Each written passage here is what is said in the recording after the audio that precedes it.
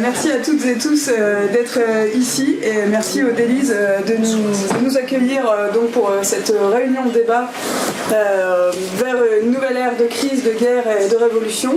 Donc on est très heureux d'accueillir ce soir Roberto Sáenz et Yvan Lemaître pour débattre de la situation et de ses perspectives.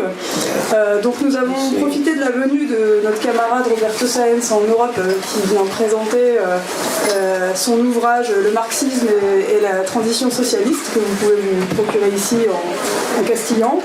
Et donc à l'occasion de cette venue, nous avons organisé ce débat et donc avec Yvan Lemaître qui est membre du courant démocratie révolutionnaire du NPR révolutionnaire et donc aussi membre de la direction du NPR. Donc je vais introduire ce débat très rapidement. Donc la situation internationale elle est marquée évidemment par les guerres en Ukraine, à Gaza, au Liban et par le génocide en Palestine, par la montée électorale de l'extrême droite et les catastrophes écologiques comme nous vivons aujourd'hui en Espagne par exemple. Et nous pensons qu'une nouvelle étape de la lutte des classes a commencé et c'est de ceci dont nous allons débattre ce soir avec les perspectives. Donc pour vous présenter comment va se dérouler le débat, Roberto aura 20 minutes d'intervention plus 20 minutes de traduction, ensuite Yvan Lemaître même temps de parole et puis ensuite on vous laissera la parole pour une demi-heure de débat. Puis les conclusions. Voilà, merci à tous.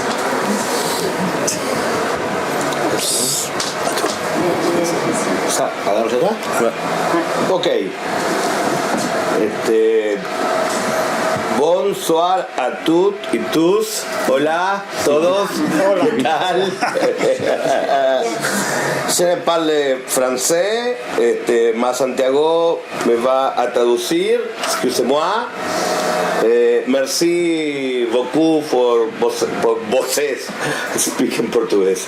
Merci beaucoup por estar acá, ¿cómo es? Merci beaucoup d'être ici. Por estar ici. Merci beaucoup a Iván. Merci beaucoup Yvan. Bueno, ok, voy. I prefer to speak in English, but Je préfère de parler en français. O I en prefer, anglais, sí. Tu hablar español, pero no se puede, así que voy a hablar en castellano y Santiago me va a traducir, ¿ok? Je vais parler en espagnol et Santiago va me traduire. Bueno, y una vez más agradecer la presencia de todos y todas. Je remercie à toutes et à tous pour votre présence ici. Bueno, las definiciones las voy a hacer medio telegráficas por el carácter de la traducción para que se pueda entender. Je vais essayer de faire des définitions télégraphiques par le caractère de la traduction pour essayer que ça soit compréhensible.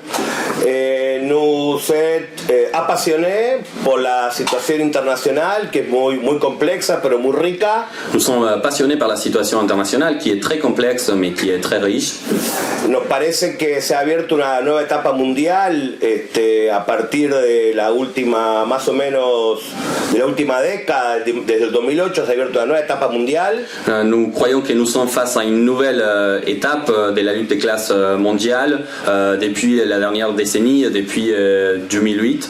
Si la etapa mundial anterior, luego de la caída del muro, estuvo marcada por el equilibrio capitalista. Si l'étape politique précédente était marquée après la chute du mur de Berlin par l'équilibre capitaliste, es evidente que la nueva etapa mundial está marcada por el desequilibrio. C'est évident que la nouvelle étape mondiale est marquée par les déséquilibres.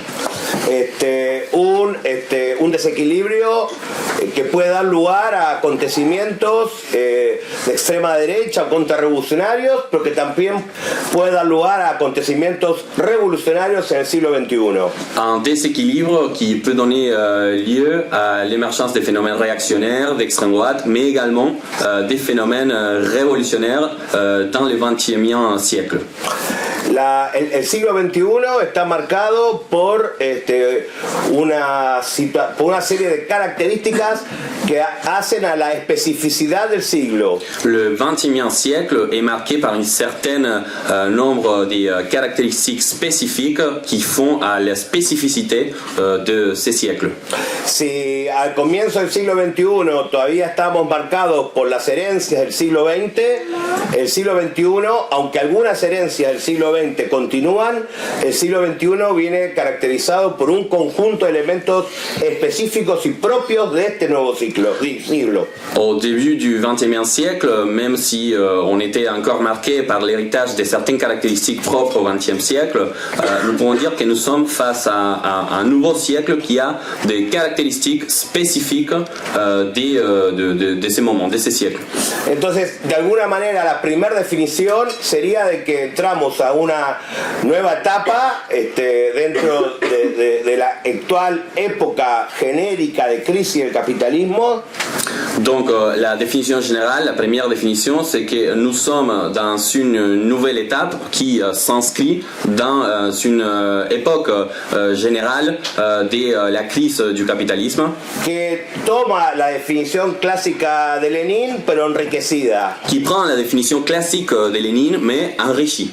Aunque, digamos, como que actualiza la definición de crisis, guerras y revoluciones y también barbarie y reacción. C'est-à-dire que nous pouvons réactualiser la définition de l'époque des crises, guerre et révolution, mais on pourrait rajouter la barbarie et la réaction aussi.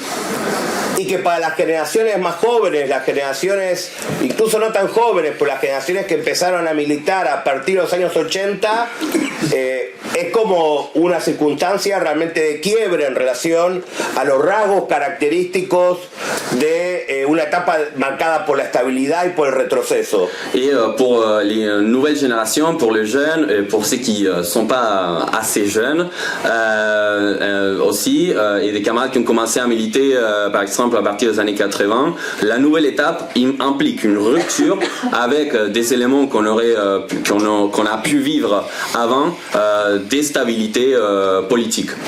Si de alguna manera las generaciones que empezaron a militar en los 80, en los 90, en los 2000 estaban marcadas por la ausencia de las revoluciones y las grandes crisis y por la melancolía de lo que pasó. Si les générations qui ont commencé à militer dans les années 80, les années 90, le début des années 2000 étaient caractérisées un peu par la mélancolie, la nostalgie de ce qui avait été vécu et dans une période avec l'absence des grandes révolutions ou des grandes crises. Ahora entramos en un periodo donde habría que dejar la melancolía de lado. Maintenant, nous sommes dans une période dans laquelle il faudrait laisser la nostalgie, la mélancolie de côté. Y prepararse para los enormes desafíos que están llegando. Et se préparer pour les énormes défis qui sont à venir. Que son desafíos que, como decimos, como he dicho recién, son desafíos desequilibrantes o que rompen la cotidianidad de la vida. Ce sont des défis du déséquilibre qui rompent avec la quotidianité de la vie quotidienne. Y que pueden ser muy dolorosos y sufrirlos. Des éléments qui peuvent être douloureux et qu'on peut le souffrir. Pero también dialécticamente pueden ser revolucionarios. Mais d'une façon dialectique, ils peuvent être également révolutionnaires. Sin que eso sea fácil ni sea mecánico, es la manera en que funciona de alguna manera la lucha de clases. Sans que ça soit ni facile ni mécanique, c'est comme ça que la lutte des classes fonctionne.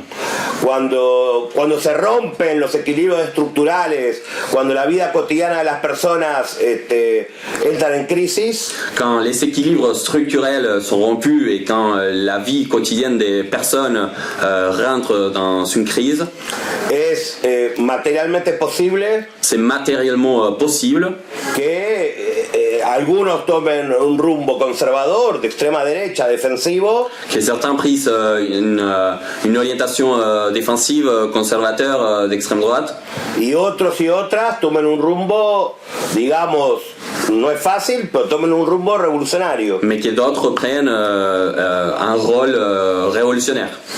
Entonces, y obviamente también es un hecho de que, en cierto modo, aunque después lo voy a retomar, Partimos subjetivamente de donde partimos. Et c'est un fait, je vais le développer plus tard, qui est au niveau subjectif, bon, nous partons d'où nous partons. Que tiene la contradicción entre un periodo, una etapa con muchos elementos de crisis. Avec la contradiction d'une période avec beaucoup d'éléments de crise. Y todavía un retraso en los factores subjetivos. Mais encore un retardement dans le développement des facteurs subjectifs. Porque sigue pesando la crisis alternativa socialista. Parce qu'il y a encore la crise d'alternative socialiste. Entonces, esa combinación de factores objetivos y subjetivos, esa desigualdad, esa tendencia a ruptura del equilibrio. Donc cette combinaison entre les facteurs objectifs et les facteurs subjectifs, cette inéquité et la tendencia a ruptura del equilibrio. Et la tendance vers la rupture des équilibres. Sumándole a los elementos de crisis alternativa socialista. Qui se rajoute aux éléments de la crise d'alternative socialiste. Pero también de recomienzo de la experiencia de los explotados y oprimidos. Mais également les recommencements, les nouveaux départs de l'expérience des exploités et des opprimés. El movimiento de mujeres. Le mouvement des femmes. La recomposición del movimiento obrero en Estados Unidos. La recomposition du mouvement ouvrier aux États-Unis. El movimiento ecológico. Le mouvement écologique. Las huelgas, etcétera, obreras. Les grèves ouvrières, etc. Toda esa totalidad conforma una nueva etapa. Cette totalité conforme une nouvelle étape. Bueno, eso es número uno, nueva etapa. Ça c'est la première définition, le numéro 1, la nouvelle étape. Segunda definición es importante y está de moda, es que es una etapa de policrisis. La deuxième définition, une définition à la mode aujourd'hui, c'est la définition des polycrises. Que es el hecho de que se conjugan muchas crisis profundas al mismo tiempo. C'est-à-dire qu'il y a plusieurs crises importantes au même moment. En esa circunstancia de combinación de tantas crisis al mismo tiempo es un rasgo específico también, no es tan común. Cette combinaison de plusieurs crises au même temps, au même moment, c'est un caractère très spécifique. C'est pas commun, c'est pas normal. Claro, porque lo común eventualmente es un gran elemento de crisis que combina otras crisis. Por ejemplo, la Primera Guerra Mundial como hecho denso específico que combinó otros elementos de crisis, ¿no? Parce que ce qui est normal, c'est l'émergence des situations de crise qui se rajoutent à d'autres situations de crise. Par exemple, pendant la Première Guerre mondiale. Pero acá pasa algo delirante. Mais ici, il y a un truc délirant qui se passe. Folie. C'est la folie. C'est la folie, una situación folie. Bousset, una suma de crisis de mucha densidad histórica juntas. Vous avez l'addition de plusieurs crises historiques, de densités historiques qui ensemble.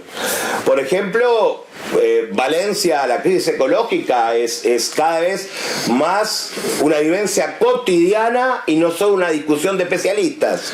Par exemple, à Valence, à Valencia, en Espagne, vous avez la crise écologique qui c'est un fait de la vie quotidienne des personnes. C'est pas juste une discussion théorique. En la experiencia humana moderna, y no solo moderna, en la experiencia humana, la vivencia de un cambio ecológico es un fenómeno específico del siglo XXI. Dans l'expérience humaine actuelle, la problématique écologique est un fait spécifique du nouveau siècle. O sea, esta significación de que la humanidad capitalista, capitaloceno, antropoceno, es capaz y está transformando la naturaleza, es una novedad histórica absoluta. Il y a une nouveauté historique absolue qui c'est cette transformation écologique, ces débats par rapport à l'étape actuelle, capitalocène ou anthropocène, c'est une discussion actuelle spécifique. Después hay crisis que no vivimos por varias generaciones, que se vivieron, pero no por varias generaciones, como la pandemia, que la última pandemia realmente había sido al final de la Primera Guerra Mundial y que nadie le dio importancia. Il y a également des expériences de vie des nouvelles générations, par exemple par rapport à la pandémie qu'on a vécue il y a quelques années, que ça faisait des générations et des générations qui n'avaient pas une pandémie internationale comme celle-là. Y entonces, ¿cómo se llamaba la última pandemia? El COVID. El COVID, había habido una pandemia en 1919 que tuvo también 20 millones de muertos, que casi no se le dio importancia, pero luego hemos tenido el COVID, ahora hace poco. Donc, par exemple, pendant dans les années 1910, il y a eu une pandémie, mais on a vécu une nouvelle pandémie comme celle-là il y a peu de temps avec le COVID. Y también tenemos superpuesto una crisis geopolítica como no se vivía hace por lo menos 2 generaciones. Et on a en même temps une crise géopolitique comme on n'avait pas vécu depuis au moins 2 générations. Que tiene elementos que también para las generaciones que empezamos a militar en los años 80 parecen también folie, delirantes. Avec des éléments qui pour les gens qui ont commencé à militer, les générations qui ont commencé à militer à partir des années 80, nous semblent délirants. Con elementos de guerra, de potencialmente guerra interimperialista. Avec des éléments des potentielles guerres interimpérialistes. Y el retorno a la cuestión nuclear. Et le retour de la question nucléaire. Que si nosotros nos fijamos, las últimas grandes movilizaciones antinucleares fueron al principio de los años 80, Hippie Thompson, etc. Es una tarea que estaba, la tarea del desarme es una tarea que estaba fuera de las tareas de la vanguardia y de la izquierda de las masas hace 4 o 5 décadas. Et si nous regardons les dernières mobilisations pour les désarmements ou contre la menace nucléaire, datent d'il y a quelques décennies avec qui nombraste? Hippie Thompson. Hippie Thompson, et maintenant c'est une discussion qui est de retour dans les nouvelles générations. Y lógicamente detrás de esta policrisis hay también un estrechamiento del mercado mundial, una crisis económica internacional. Parmi les raisons, les crises qui s'accumulent dans cette définition des polycrises, il y a également l'étroitement du marché international avec une crise économique internationale. Que también coloca elementos nuevos porque la economía internacional coloca el problema de un desplazamiento del centro económico del mundo.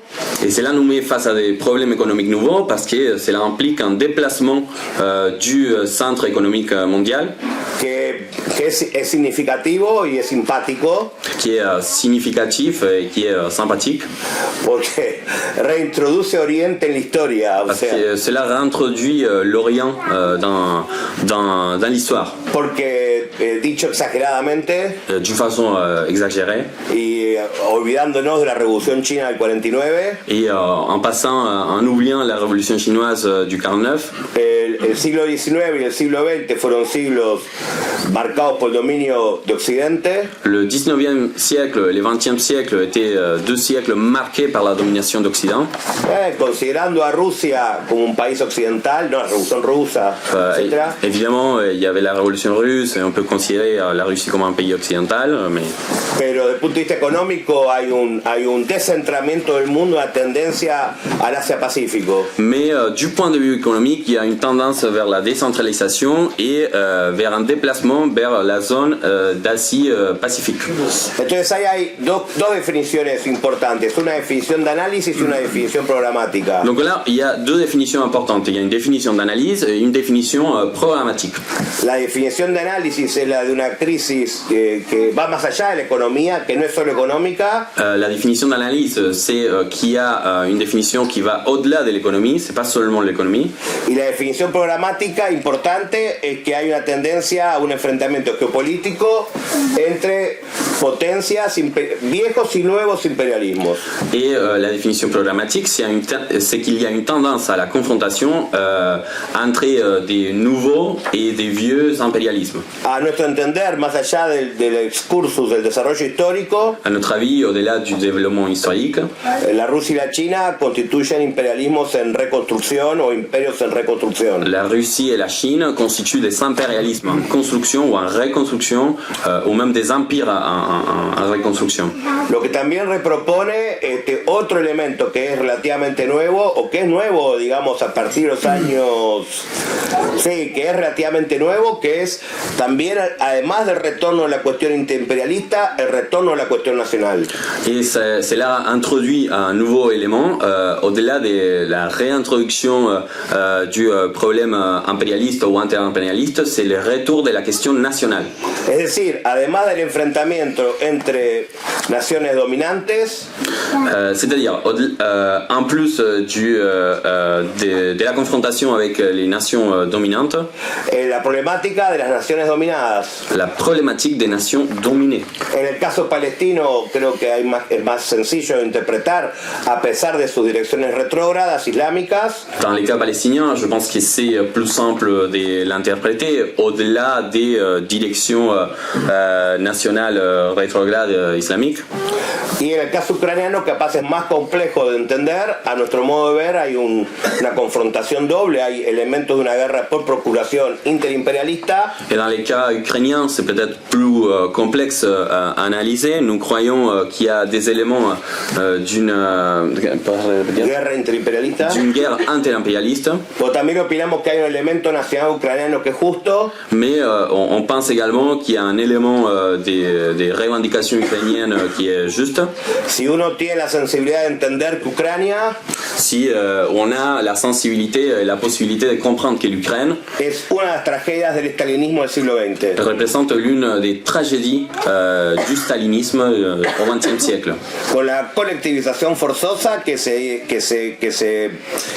llevó a cabo en gran medida sobre Ucrania, Avec la collectivisation forcée qui s'est déroulée en grande mesure sur l'Ukraine, en Ukraine, que produjo el Holodomor, qui a produit l'Holodomor, que quiere decir la muerte por hambre, c'est-à-dire la mort par fome, famine, por fome en portugués. par famine, La mort por famine, que es una de las peores muertes, que c'est l'une des pires morts, las más dolorosas, la plus douloureuse, y que produjo 6 millones de muertos bajo el estalinismo, et qui a produit 6 millions de morts sous le stalinisme. y que fue un periodo en el cual la suma del Holodomor, de la colectivización forzosa, más la industrialización acelerada y las grandes purgas, Et donc l'addition de l'Holodomor, la collectivisation forcée et les purges, a nuestro entender, pero es una nota al pie, et ça c'est une note en bas des pages, cambió el carácter, transformó el Estado soviético, el Estado obrero, en Estado burocrático.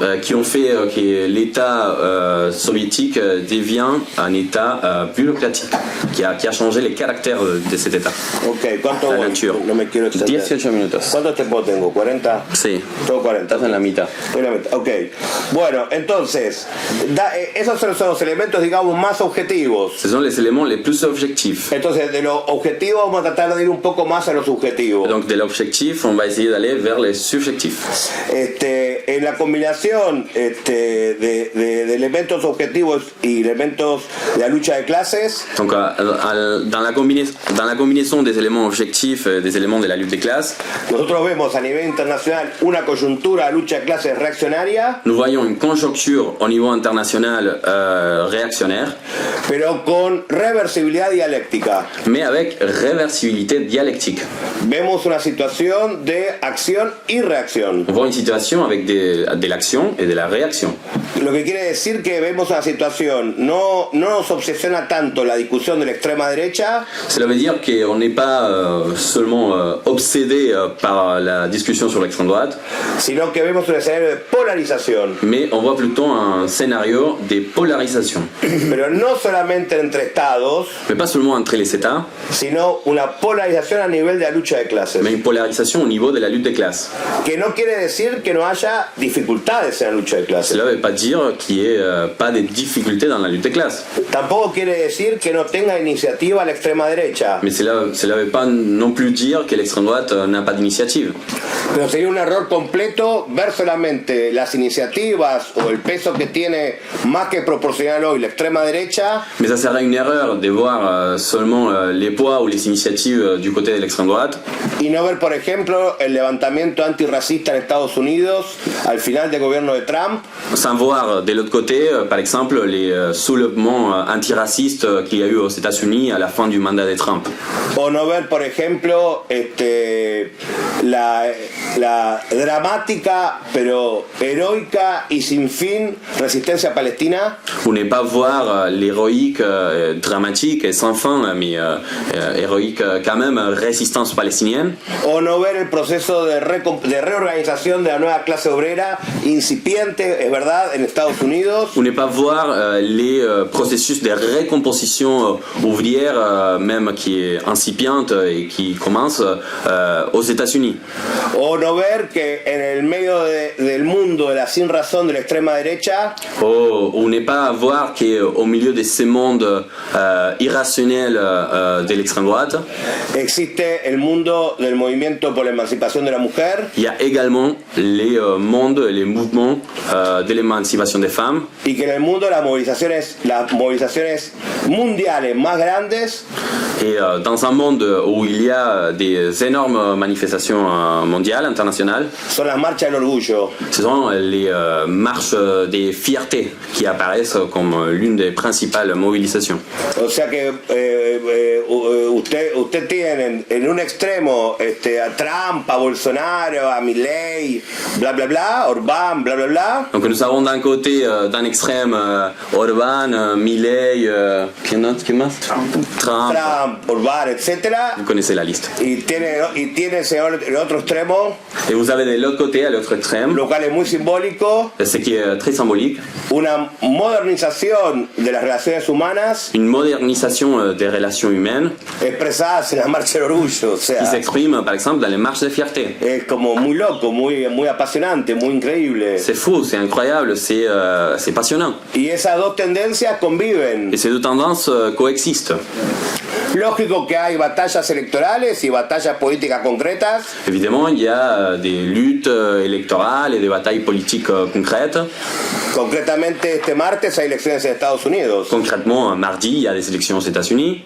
Y bueno, es factible que gane Trump C'est possible que Trump remporte ces élections. y es un dato reaccionario si es así, Et si c'est comme ça sera un donné réactionnaire. pero sería un error completo reducir Estados Unidos a Trump. Mais ça serait une erreur totale de réduire les États-Unis à Trump. Entonces, lo que nosotros vemos es lo que llamamos una bipolaridad de la lucha de clases, Donc ce que nous voyons, c'est une bipolarité de la lutte des classes indefinida, indéfinie.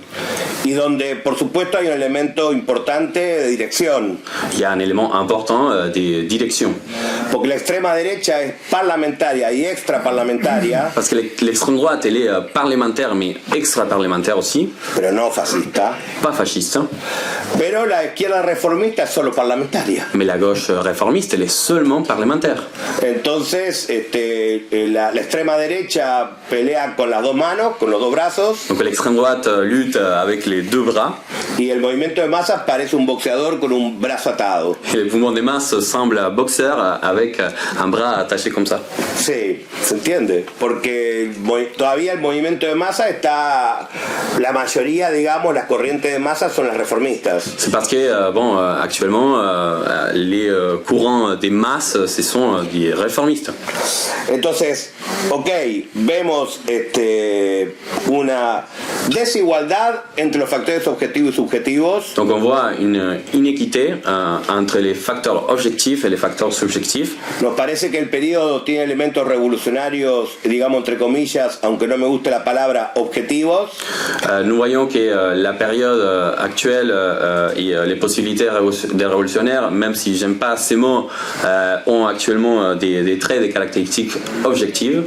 pero la lucha de las nuevas y viejas generaciones revolucionarias Mais la lutte des nouvelles et des vieilles générations révolutionnaires, es justamente para hacer madurar los factores subjetivos. c'est justement pour faire mûrir les facteurs subjectifs. Pardon. Y ahí entran un poco la valoración, ahí entran dos, tres cosas que son debates estratégicos, Et là, on commence à jouer avec deux ou trois éléments. C'est en premier lieu les débats stratégiques y en segundo lugar los debates constructivos. et en deuxième lieu les débats des constructions. En los debates estratégicos a nosotros nos parece que hay una exigencia, una combinación Par rapport au débat stratégique, il nous semble qu'il y a une exigence, une combinaison entre las lecciones entre las lecciones más clásicas, más universales del marxismo revolucionario. Il y a un débat par rapport aux enseignements et leçons les plus classiques du marxisme révolutionnaire, Que nos parece que no quedaron viejas, que no quedaron obsoletas, qui nous semble pas dépassé, pas vieux, que nos parece un error la definición, por ejemplo, del mandelismo o post-mandelismo de nueva época. Il nous semble par exemple une erreur la définition du mandélisme ou du post-mandélisme d'une nouvelle époque.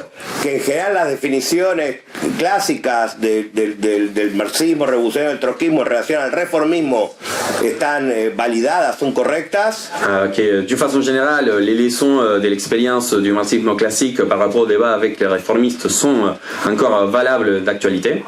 Pero que lo que no se hizo, lo que el movimiento revolucionario no hizo hasta el final, Mais ce que les mouvements révolutionnaires n'ont pas pu faire jusqu'au bout, incluso 4 décadas después de derrumbado el stalinismo, y compris 4 décennies après la fin du stalinisme, y lo cual es una vergüenza ciega, et ce qui pour nous constitue une honte, es un balance consecuente del stalinismo. c'est le manque d'un bilan conséquent sur le stalinisme.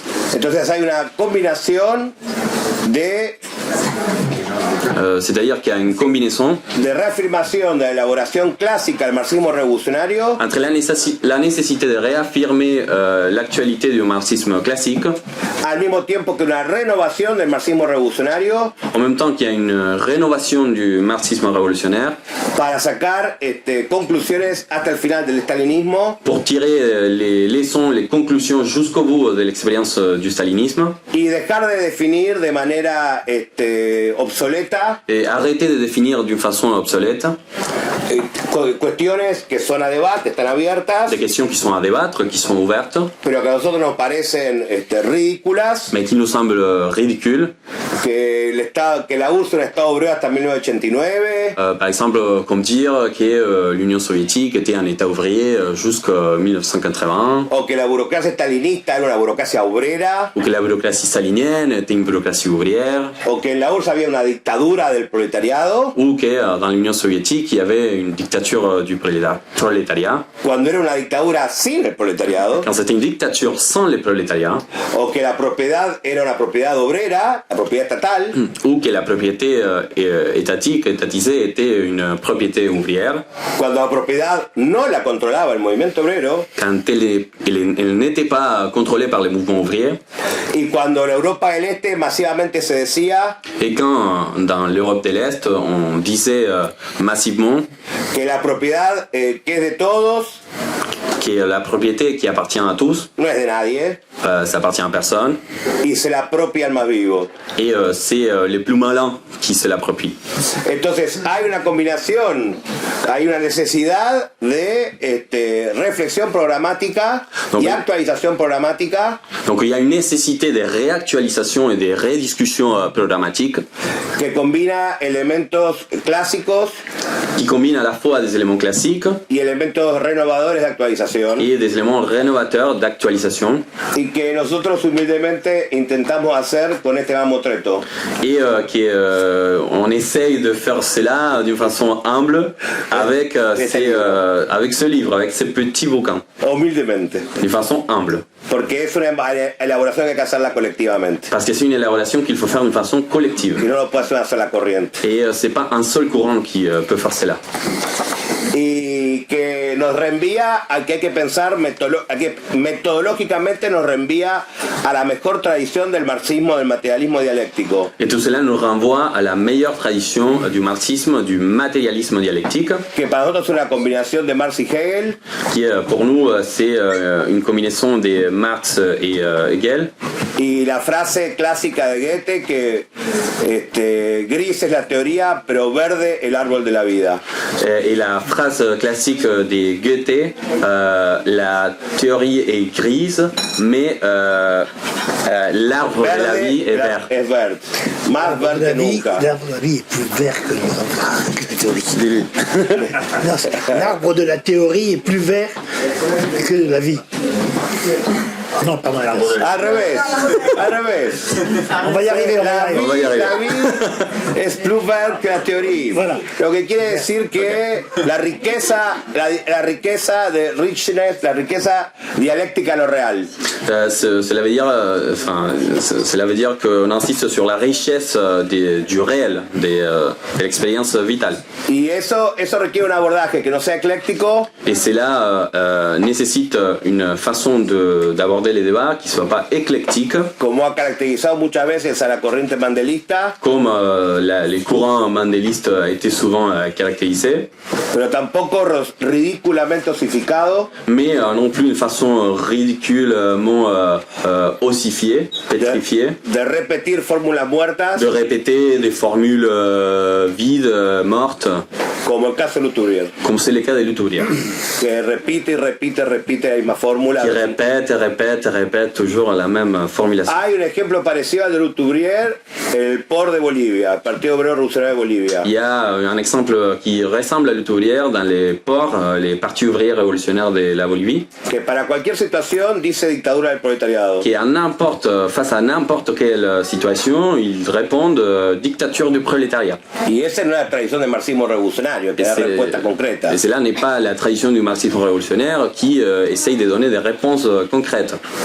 Ok, y para terminar, Et pour en finir, nos parece que está planteado la construcción, hay tareas preparatorias il nous semble qu'il y a des tâches préparatoires qui montrent la nécessité de construire, de relanzar la construcción de las corrientes socialistas revolucionarias, de relancer la construction des courants socialistes révolutionnaires, vivificándose entre las nuevas generaciones obreras y estudiantiles y de la juventud y los trabajadores, avec la vitalité des nouvelles générations jeunes et ouvrières, construyendo organizaciones que combinen las generaciones más grandes y las generaciones más jóvenes, en construisant des organisations qui combinent à la fois les générations plus anciennes et les nouvelles générations, y que tengan una vida que tengan capacidad de intervenir políticamente avec une capacité, une vitalité, une capacité d'intervenir politiquement, y que tengan una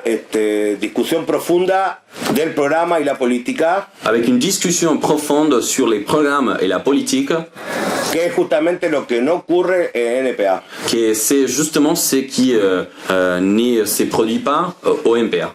No hay salida organizativa a los problemas de la NPA revolucionaire. Il n'y a pas une issue organisationnelle au problème du MPA révolutionnaire. O sea, no tiene salida con el oportunismo del NPA anticapitalista yendo al Frente Popular, es prueba de principios. Il n'y a pas d'issue, il n'y a pas de sortie avec la proposition opportuniste de l'MPA, l'anticapitaliste, qui c'est une dérive sans principe. Defendemos la perspectiva independiente de clase de NPA. Nous défendons la perspective indépendante des classes du MPA révolutionnaire. Pero NPA revolucionaire no tiene salida tampoco si no discute de política, de programa, de los problemas de contenido y solo discute cuestiones organizativas. Mais le MPA révolutionnaire n'a pas d'avenir si on discute uniquement des questions organisationnelles et on ne discute pas du programme, du contenu et des perspectives révolutionnaires. Y que nos parece que lo que nos da un punto común en esta sala Et il me semble que ce qui nous donne un point commun dans cette salle, aunque podamos tener muchas discusiones, même si on peut avoir beaucoup de discussions entre nous, es entender que el problema central es el problema de contenido c'est qu'il faut comprendre que les problèmes centraux, c'est le problème du contenu y no de forma, et pas des formes. que los problemas de organización y organizativos Le problème d'organisation et les problèmes organisationnels se siguen sont la continuité de los problemas programáticos y políticos, des problèmes programmatiques et politiques. y que si el NPA tiene algún futuro, Et que si le MPAR a un avenir, un futur, no va a ser discutiendo en cuántos distritos y subdistritos y mini distritos o circunscripciones se organiza, ça va pas être avec une discussion sur dans combien des arrondissements, circonscriptions, fédérations, sous-fédérations, sous-fédérations on s'organise. sino para qué existe. Mais sinon, si on se pose la question, pourquoi on existe? O sea, para ¿Para qué existe el NPA? Pourquoi le MPA existe? La dirección del NPA no lo sabe. La direction du MPAR ne le sait pas. Y vos tienes que saber para qué existes. Et tu dois savoir pourquoi tu existes. Lógicamente, las preguntas existenciales no son fáciles, Logiquement, les questions existentielles ne sont pas des simples questions. pero hay que hacérselas. Mais il faut se poser ce type de questions. Porque si no, uno no existe, sino que vegeta. Parce que sinon, toi, tu n'existes pas. Tu. Comment tu. Végète. Merci, vous les gamins. O sea, el ser humano para existir, L'être humain, pour exister, lo característico del ser humano, decía Marx y Engels, Marx et Engels disaient que la caractéristique de l'être humain, es reflexionar sobre sus existencias. c'est de réfléchir à partir de la propre expérience. O sea, entonces si el NPA quiere ser un ser humano, Donc, si le MPA veut devenir un être humain, va a tener que pensar qué quiere hacer, qué es. il devra réfléchir et penser, se poser la question de ce qu'il est. Así que entonces, bueno, por ahora es una cosa en sí, no una cosa para sí. Donc pour l'instant, c'est une chose en Sí. soi Y no para sí. et pas pour soi. Sí, o sea, todavía es la definición de Marx de la miseria de la filosofía. Pour l'instant, c'est la définition de Marx des mystères de la philosophie. Clase obrera en sí, clase obrera para sí. Classe ouvrière en soi et classe ouvrière pour soi. El NPA es en sí, todavía no es para sí y esa es la batalla que tenemos por delante. Le MPA, pour l'instant, est en soi et pas sur soi, et c'est ça un peu la bataille à venir. Y para esa batalla, nuestra corriente internacional, Et pour cette bataille, notre courant international, Socialismo à Bali, humildemente, humblement, pero muy entusiastamente, mais d'une façon très enthousiaste, nada, se pone a disposición nous sommes à disposition y busca una construcción, un reagrupamiento de revolucionarios et nous cherchons une construction, nous voulons un regroupement révolutionnaire que le den importancia a la acción política, y no solo a la propaganda, sur la base de donner une importance à l'action politique et pas seulement à la propagande, a la reflexión à la programática réflexion programmatique y a la construcción de una organización revolucionaria. et à la construction d'une organisation révolutionnaire. Y termino con esto Et je vais finir avec ça, porque nos parece que el siglo XXI reclama parce qu'il nous semble que le 21e siècle réclame más leninismo, plus de léninisme, en el sentido recogiendo el espíritu autoemancipatorio de Rosa Luxemburgo.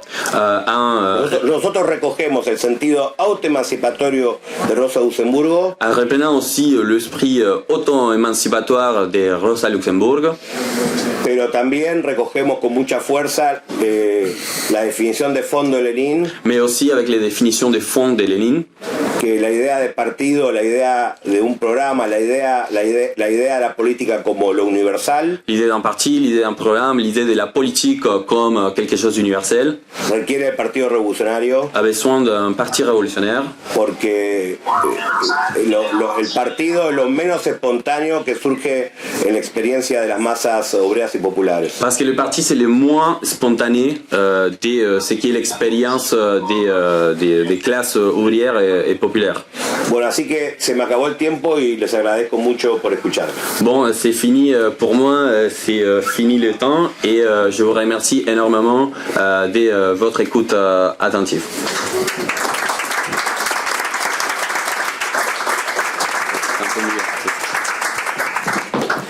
Oui, merci. Et d'abord, je voudrais dire merci et deux fois merci.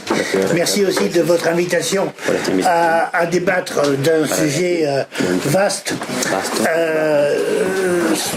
sur lequel nous partageons bien évidemment beaucoup de choses. Et je crois que nous partageons aussi l'idée que l'homme réfléchit, se pense en fonction aussi de la production des biens matériels dont il a besoin pour vivre. Et je crois que le subjectif et l'objectif dans l'existence de l'humanité sont indissociablement liés du point de vue du matérialisme. Ceci dit, deuxième point aussi, je crois que toute cette discussion, tu l'as dit, sur la période, sur les enjeux stratégiques, sur le marxisme et l'actualité du marxisme, et comment on le met en œuvre est un travail collectif qu'aucun courant ne peut par lui-même penser résoudre. Et c'est justement une des questions, je dirais, centrales pour le mouvement révolutionnaire aujourd'hui, c'est qu'après de longues décennies de recul, ce mouvement est profondément divisé, balkanisé. Le mouvement trotskiste connaît une multitude d'organisations, et je crois que là nous sommes confrontés à un problème, c'est comment en sortir et comment nous inscrivons le débat sur la période actuelle, le 21e siècle, dans cette tâche de construction sur quoi tu concluais le parti révolutionnaire, la nécessité d'un parti révolutionnaire, mais cette nécessité d'un parti révolutionnaire qui s'inscrit dans une compréhension globale, pour reprendre Trotsky, de la période et des tâches, et comment nous devons aborder l'ensemble de ce problème. Je partage beaucoup l'essentiel même de ce que tu as dit sur les éléments de la période, mais je crois qu'il y a un point essentiel sur lequel je voudrais insister, qui est la continuité du léninisme ou pas. Qu'est-ce que ça peut bien vouloir dire, et en particulier la continuité des concepts que nous répétons sans discuter du fond et du contenu, avec en particulier un concept, je crois, clé pour comprendre la période d'aujourd'hui, qui est le capitalisme. Quel stade de développement, polycrise ou crise globale du capitalisme, et pourquoi, et quel est le stade actuel du capitalisme. Je ne suis pas mandélien, mais néanmoins je respecte beaucoup Mandel, et toi aussi je suppose. Et il avait écrit, il a un livre qui s'appelait Le troisième âge du capitalisme. Je crois que c'est un ouvrage très important qui anticipait, mais que nous sommes dans ce troisième âge du capitalisme un peu plus tard qu'il l'avait prévu, parce que ce troisième âge n'était pas celui du capitalisme dominé par les États-Unis après-guerre, mais était celui de la crise, justement, de l'hégémonie du capitalisme américain et de l'hégémonie, en gros, des vieilles puissances capitalistes occidentales. Et je crois qu'elle est anti-marxiste, pour employer un mot peut-être un peu brutal, mais néanmoins, disons les choses, de penser qu'on peut aujourd'hui reprendre la conception de Lénine de 1916, enfin, son livre lui, mais la conception s'est forgée un petit peu avant, du stade suprême, de l'impérialisme, stade suprême du capitalisme, et de se contenter de dire qu'il a changé de contenu, qu'il y a une réorganisation des impérialismes, qu'il y a des nouveaux impérialismes. Je crois que la question est beaucoup plus basse que celle-là, et que de ce point de vue-là, il y a un certain conservatisme dans le mouvement révolutionnaire, parce que les différentes tendances du mouvement révolutionnaire se sont construites en se revendiquant contre le stalinisme, contre le réformisme, et à juste titre de l'héritage de Lénine et de Trotsky, mais cet héritage, le faire vivre, ce n'est pas, tu le disais fort bien, ce n'est pas le répéter, c'est appréhender la période dans laquelle nous sommes, et nous ne pouvons pas aujourd'hui dire que nous sommes à l'époque du capitalisme dominé par trois grandes puissances européennes qui après ont trouvé leur arbitre après une guerre folle dans les États-Unis qui a dominé le monde. Mais aujourd'hui nous sommes dans une autre stade de développement du capitalisme. Il s'est passé des phénomènes majeurs énormes. La domination de l'impérialisme américain qui a arbitré et régulé le monde, qui, comme tu le disais fort justement, aujourd'hui est en plein déséquilibre de par la crise de cet impérialisme et de ses alliés occidentaux, lié à quoi? Lié à un événement majeur de l'histoire de l'humanité, qui est la libération des peuples coloniaux. Et on ne peut pas considérer que cet événement majeur qui libère plusieurs milliards d'êtres humains ne change pas la période historique dans laquelle nous sommes et la façon dont il faut la caractériser. Je crois que là, il y a un problème majeur Je ne pense pas que la Chine n'ait jamais été socialiste. Yo no creo que la China nunca fue socialista. Que le stalinisme était contre-révolutionnaire, bien évidemment, mais il n'empêche que quand 1 milliard, Pero cuando un continent entier se soulève contre la domination coloniale, contra la dominación la balaye, il construit la deuxième puissance mondiale, y que construyó il s'est passé indiscutablement quelque chose. ayer, mira lo que se pasó. Surtout que cette puissance, nouvelle puissance capitaliste, il n'y a aucun problème. La Chine n'a rien de socialiste. Il n'a jamais eu rien de socialiste. La révolution chinoise est une révolution nationale, de libération nationale, qui donne naissance à une puissance capitaliste qui se bat pour avoir sa place dans le monde. Un monde dominé par les vieilles puissances occidentales européennes qui, depuis Christophe Colomb et même avant, ont imposé au monde leur hégémonie. Et je suis tout à fait de ton avis quand tu dis qu'on est heureux, comme Lénine d'ailleurs l'était aussi, de voir l'Orient reprendre sa place. Entonces, Pardon, je vais trop vite.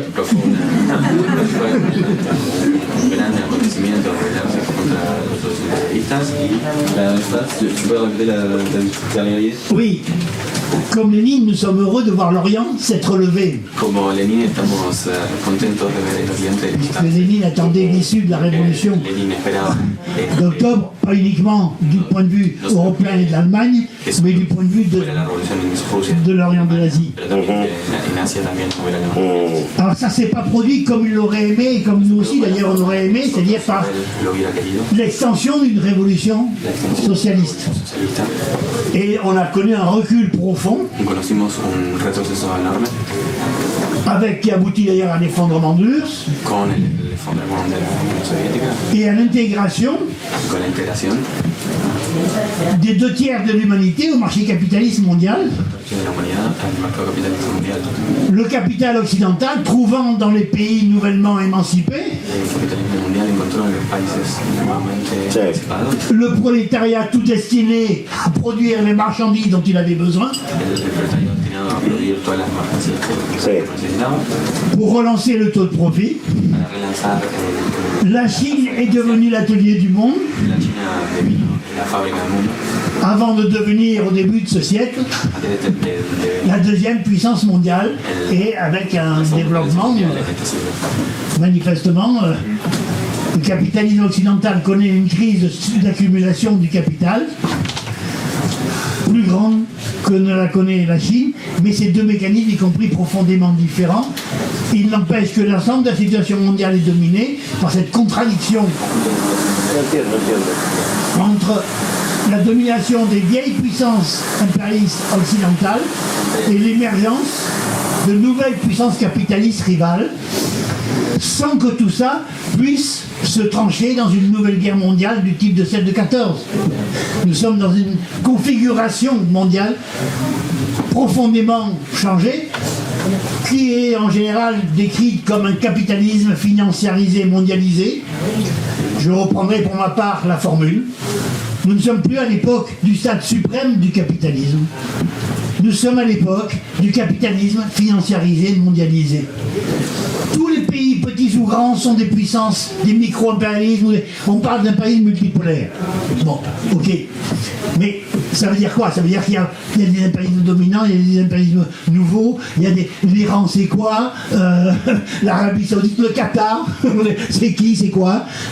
C'est un capitalisme mondialisé où chaque nation, chaque État joue son rôle de puissance capitaliste, petite, grande, très grande, dominante, hégémonique, pour essayer de s'approprier la part qui pense lui revenir de l'exploitation des travailleurs, d'un nouveau prolétariat mondial sur lequel on n'insiste pas assez. Il y a un nouveau prolétariat mondial qui s'exprime, y compris ici, dans le phénomène qui panique tous les bourgeoisies d'Europe. L'immigration. Ils ont une trouille bleue de l'immigration. Et c'est pas uniquement parce qu'ils flattent la connerie humaine et les préjugés nationalistes. Ils en ont peur parce que c'est leur propre déstabilisation. Parce que ce grâce à quoi la bourgeoisie a sauvé sa peau à travers deux guerres qui méritaient qu'elles disparaissent, de 14 et de 40, c'est parce que par l'exploitation des peuples coloniaux, ce que décrit Lénine dans l'impérialisme, elle s'appropriait des surprofits impérialistes. Ce pays est l'image même de l'accumulation des surprofits impérialistes. Un pays comme la France.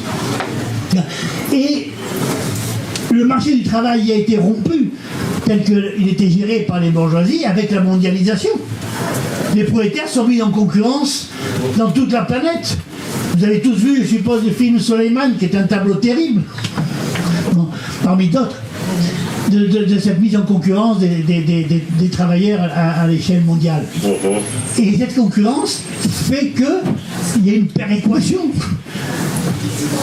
La clé de la crise américaine, eh bien oui, c'est effectivement, entre autres, je reviendrai après sur les guerres, c'est la baisse du niveau de vie.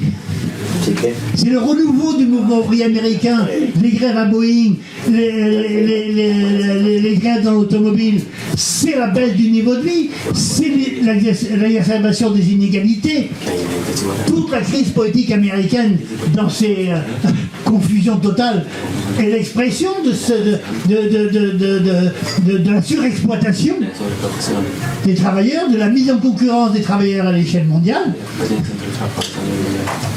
qui est le trait dominant d'aujourd'hui, qui fait que le capitalisme mondialisé aujourd'hui n'a rien à voir avec, je vais y venir, ou est profondément différent et riche de perspectives révolutionnaires pour le prolétariat, de par cette évolution, cette mondialisation, qui est quelque chose d'extraordinaire et qui s'accompagne de révolutions technologiques tout aussi extraordinaires et qui offre des possibilités pour l'homogénéisation d'un prolétariat mondial absolument considérable, qu'on voit, tout le monde vit en live tout ce qui se passe dans le monde aujourd'hui. Et ça, qu'est-ce que vous voulez, c'est quelque chose de fabuleux qui fait que nous sommes à un stade nouveau de développement du capitalisme. Et je crois que c'est ça la clé de cette crise globale et qui s'exprime sur tous les terrains, y compris sur le plan du facteur subjectif. Il y a un gros problème qui est la question du projet révolutionnaire et de ceux qui le portent. J'y reviendrai. Mais le niveau de conscience collective mondiale, la subjectivité du prolétariat mondial, écoutez, le niveau de culture, le niveau d'internationalisation de ce prolétariat, sa capacité à s'émanciper, y compris pour une large part des frontières nationales. Je ne pense pas que la question nationale se repose de la même façon qu'elle se posait en 14 ou après 40. La question palestinienne a été créée par l'impérialisme pour avoir sa place forte, son État au Moyen-Orient, Israël. Et c'est bien plus que la question nationale palestinienne, qui est absolument dramatique, on est d'accord. Mais c'est la question de la domination de la première puissance mondiale qui veut maintenir son ordre au Moyen-Orient. C'est ça la question. Et c'est là où la question palestinienne n'a pas d'issue nationale. Et le drame que connaît aujourd'hui le peuple palestinien, c'est bien qu'il n'y a pas d'issue nationale. Et qu'au contraire, le peuple palestinien a été étranglé et par l'impérialisme et par les amis dictateurs arabes qui plataient la question nationale, mais qui, n'oubliez pas, Septembre Noir et tout ça. Donc je crois que là on a un vrai problème important à discuter, et c'est vrai y compris pour l'Ukraine. L'Ukraine, je crois qu'on est d'accord pour dire que c'est une guerre de procuration des États-Unis contre la Russie, ce qui n'empêche pas bien sûr que nous sommes entièrement pour la libre détermination du peuple ukrainien, des peuples ukrainiens. Mais leur libre détermination n'a rien à voir avec la guerre de Zelensky, se faisant le défenseur du monde occidental et revendiquant sa part de je crois que là-dessus nous sommes d'accord, mais je pense que nous avons besoin, il faut que je fasse attention au temps, je crois que nous avons besoin d'intégrer cette notion-là. Pourquoi ? Parce que oui, la continuité du marxisme a connu quand même des déboires. Des déboires importants, la contre-révolution stalinienne, bien sûr, le trotskisme lui-même marginalisé dans la classe ouvrière par la domination du stalinisme et du réformisme, Et qu'aujourd'hui tout ça se pose dans des termes nouveaux, parce qu'en réalité le mouvement réformiste au sens strict du terme n'existe plus. Ce qui est le côté d'ailleurs complètement dérisoire de la politique de nos camarades du NPAB, du NPA plutôt Besancenot, qui rejoignent un Front populaire qui est une... c'est même pas un Front populaire Poutine, c'est comment dire, bon, traditionnel. Vous comprenez, c'est vraiment une imposture totale de parler de Front populaire. Tout ça n'a aucun contenu. Et c'est là où aujourd'hui la question d'un parti des travailleurs se pose comme quelque chose d'extrêmement important et vital, et que l'évolution objective que je décrivais avec sa cause dans le capitalisme et sa crise profonde, c'est-à-dire qui marche effectivement, nous sommes d'accord là-dessus, vers sa faillite avec une acuité de plus en plus grande de la lutte de classe, et effectivement de la vie sociale sont touchés. La crise économique, l'idée de Marx, la surexploitation des hommes et de la nature se retrouve complètement, il y a un degré considérable de par le fait que le capitalisme aujourd'hui connaît une crise d'accumulation considérable. Il y a une masse de capitaux comme jamais, les Bezos et compagnie, les GAFAM et tout ça. Et en même temps, une exploitation du prolétariat qui ne peut plus rapporter parce que l'économie stagne depuis 2007, 2008, 2009 et qu'il n'y a plus assez de profit et que donc il faut exacerber l'exploitation. C'est quoi la crise budgétaire nationale de ce pays? C'est qu'il faut tirer toujours plus de pognon par l'exploitation ou par l'impôt ou par les coupes budgétaires, etc. de la population des prolétaires pour alimenter les profits du CAC 40. C'est ça le débat parlementaire. Ils sont tous au Parlement d'accord là-dessus, y compris le NFP de fait, puisqu'ils discutent de comment on va financer, mais ils ne discutent pas du financement de nécessité ou pas de financer.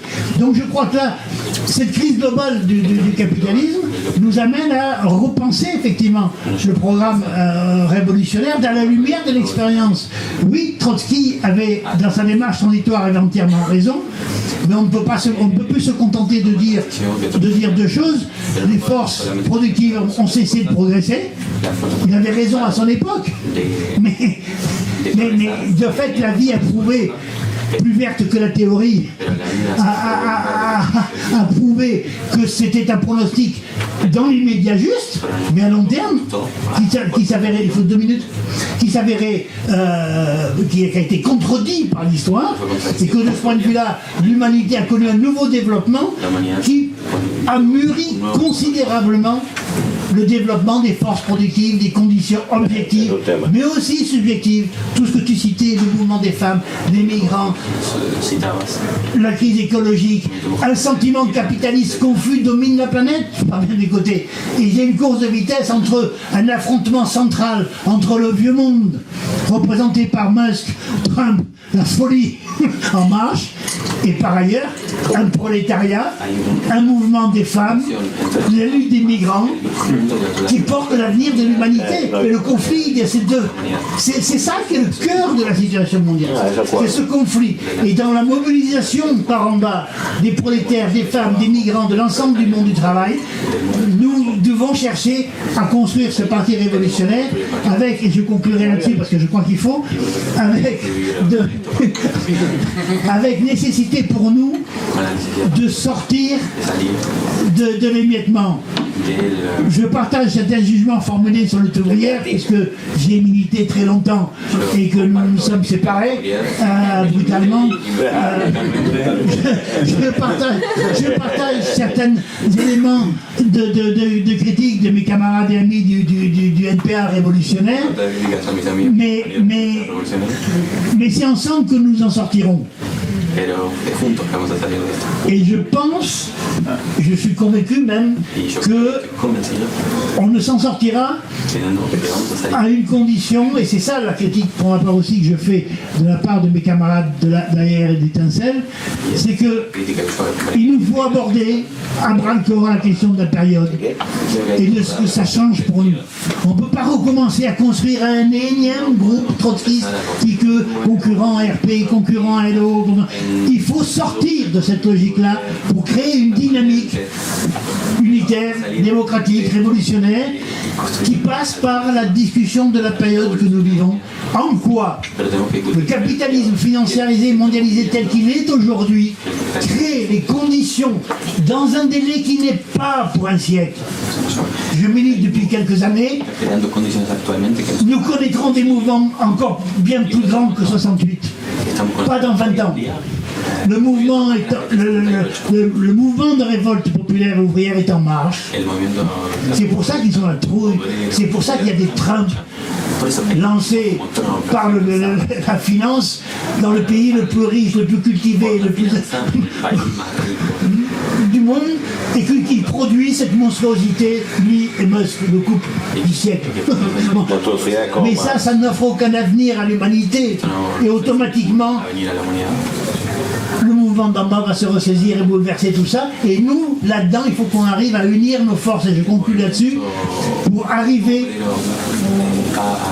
à répondre aux besoins de ce mouvement d'en bas, qui est sans organisation, qui ne peut, des syndicats, je n'en parle pas, enfin je crois qu'on est tous d'accord là-dessus, et qui a besoin de trouver un cadre pour s'organiser, pour défendre ses intérêts de classe, et que ce cadre, il est nécessairement démocratique, révolutionnaire, et qu'aucun des groupes que nous sommes tous les uns et les autres ne peut construire seul, et qu'il faut créer les conditions politiques pour dépasser nos divisions. C'est pas un prêchi-prêcha, c'est pas de l'œcuménisme blablabla, comme diraient les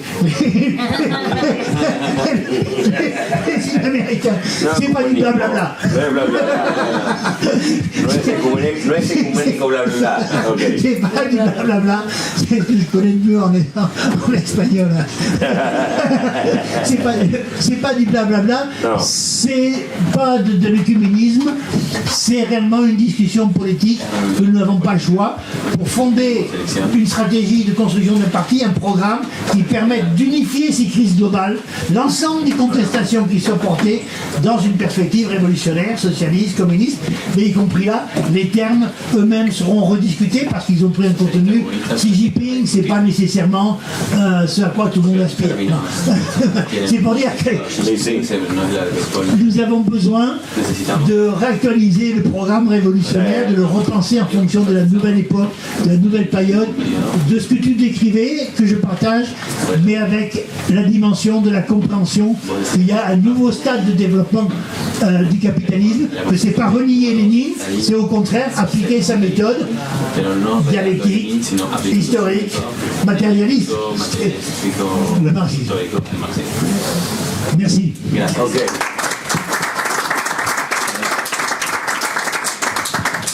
Bien, on va ouvrir le débat sur ces discussions. Donc on vous propose une demi-heure de débat avec des interventions de maximum 3 minutes. Voilà, qui se lance?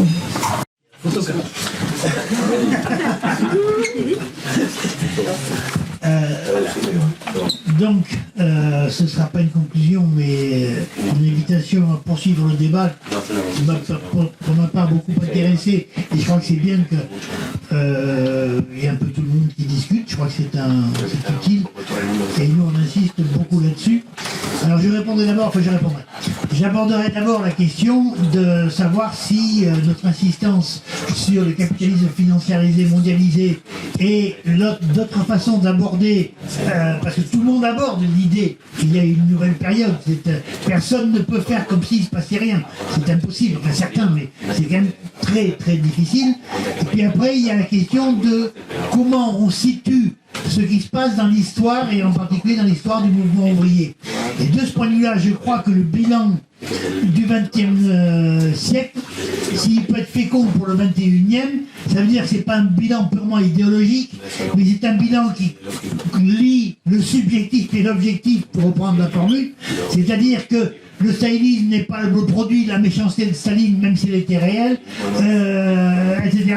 C'est toute une série de conditions objectives qu'il faut comprendre, qu'ont fabriqué des hommes, des victoires, des défaites, et ce bilan n'est pas un bilan purement idéologique avec des jugements, des leçons mais s'inscrit dans une compréhension lié de la courbe du développement du mouvement ouvrier, pour reprendre l'expression de Trotsky, reprise par Mandel d'ailleurs, la courbe du mouvement ouvrier, la courbe de développement du capitalisme et du mouvement ouvrier. Je crois qu'il y a eu des ruptures et nous sommes dans une période de renaissance de fait, à la fois de par ce développement du capitalisme et de par le développement corollaire du mouvement ouvrier avec un nouveau prolétariat. Bon, voilà. Et je crois que c'est tout ça qu'il faut prendre en compte globalement, parce que la question du parti n'est pas une question de construire le parti que nous voulons à partir de ce que nous sommes.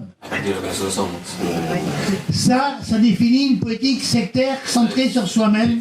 Le parti se construit à partir des réalités objectives et subjectives extérieures à nous-mêmes, dans lesquelles nous sommes des facteurs agissants, éléments du facteur subjectif, éléments de l'auto-organisation du prolétariat, acteurs déterminants de cette organisation, mais dans un ensemble global. Nous n'avons pas un modèle de parti que nous voudrions construire à partir de ce que nous sommes, et surtout pas à partir de ce que nous sommes en tant que courant. Mais si nous partons de quelque chose, d'une réalité, c'est la réalité de l'ensemble du mouvement révolutionnaire. Et je m'inscris en faux avec mes camarades de la tendance claire, avec j'ai eu une longue histoire de désaccord. On dira ça comme ça, et comme un euphémisme un peu, mais oui, parce que dire que la famille révolutionnaire n'est pas bien pour aller avec Gaieté et compagnie, très franchement, là il y a une erreur de parcours, quoi, c'est clair.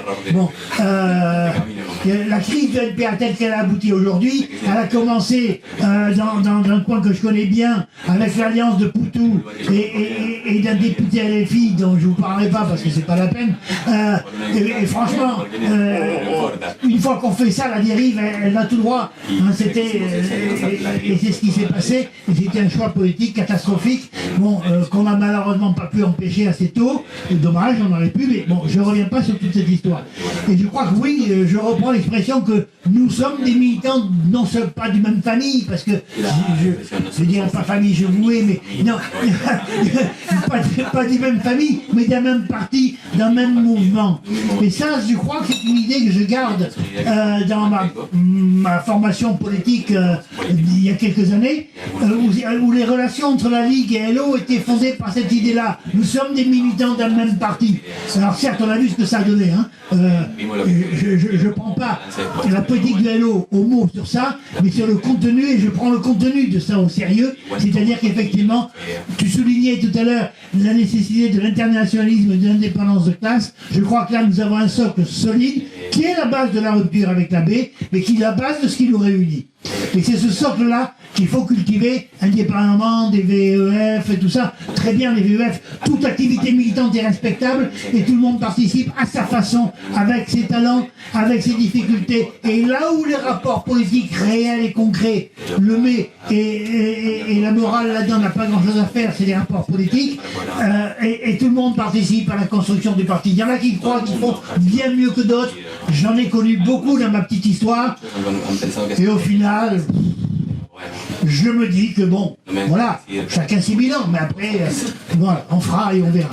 Donc la question n'est pas de juger, n'est pas de dire il faut faire ci, il faut faire ça. Tout le monde prend sa place partout. Pour notre part, nous participons à l'animation du débat dans le NPA, avec un succès, NPR, dans le NPA avant aussi, avec un succès, certes, je l'avoue et je le reconnais très humblement, très relatif, comme notre politique qui a eu des succès réels dans le passé, est aujourd'hui en difficulté, c'est vrai, je le reconnais, parce qu'il y a quelque chose qui se passe au sein du mouvement révolutionnaire, c'est que, alors qu'il y a une période nouvelle qui s'ouvre, et des possibilités nouvelles, le sectarisme se renforce partout.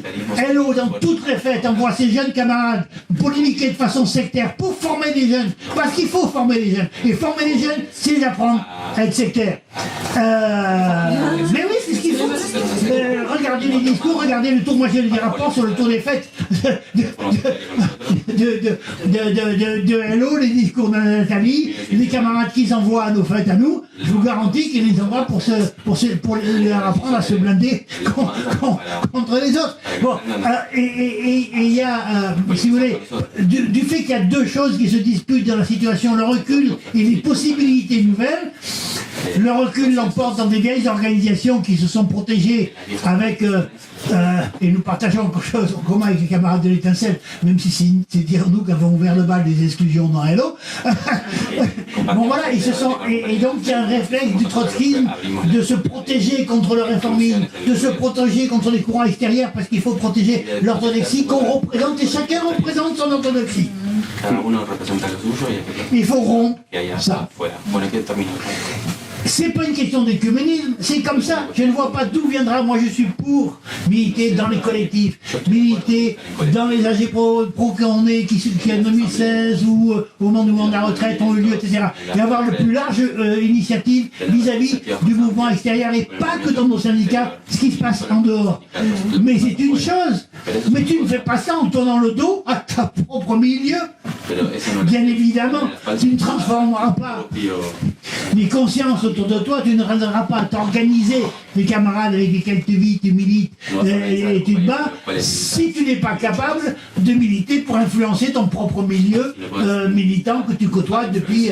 Alors vous me direz que les amis de 30 ans, ça marche pas toujours très bien, mais bon, c'est une boutade.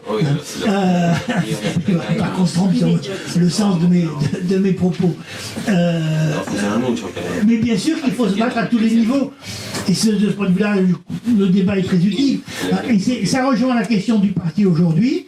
Je crois que le mouvement trotskiste a hérité, et j'assume tout à fait toutes mes fautes, ayant participé à fond la caisse à toutes ces conceptions du mouvement trotskiste jusqu'à l'époque récente, à savoir on se construit par haut, etc., etc., mais même à l'époque, ça ne prenait pas la caricature que ça prend aujourd'hui.